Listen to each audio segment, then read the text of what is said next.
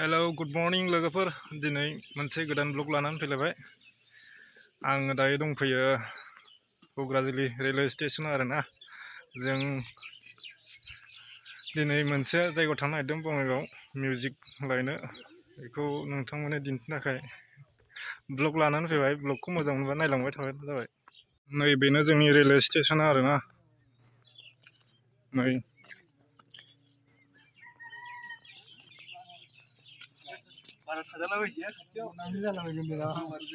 बेरसन blog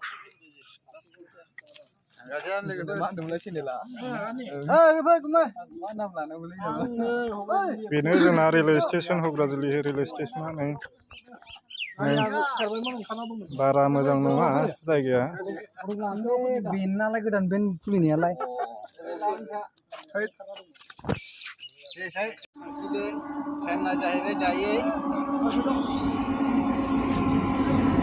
finally जोंना ट्रेना मोनफैबाय लोगोफोरनो थांबा आरोना जों गाखोनोसै बे ट्रेनावनो मोनफैबाय नायलांबाय थादो भिडिअखौ खालिनो जोंना ट्रेना मोनफैबाय लोगोफोर नै बेनो गाखोदो बोराय गुरै वाव नै आरोना नै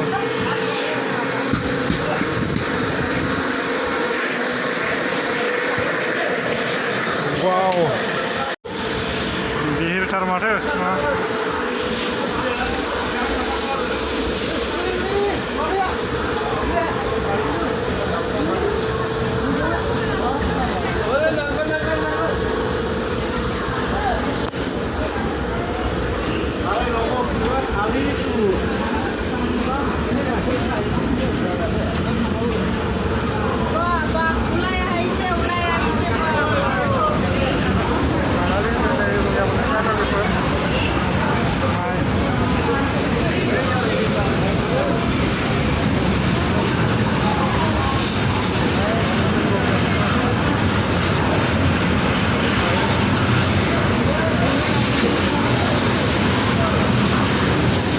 हेलो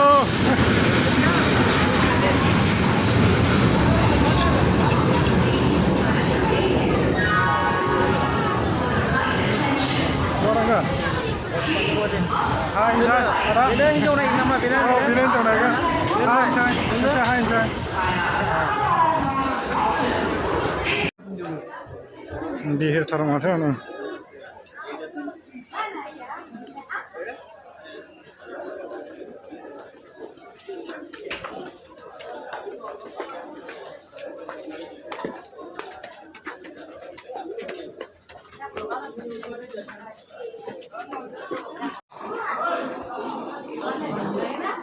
फरबाय सिगांथिं गुवारसिन खालामबाय आरो ओइ जों लिफ्टबो होबाय ओरैनो रायजो ओंखारना नायनो खारनायखाय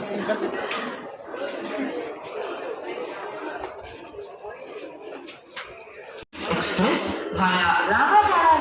North Lakhimpur 3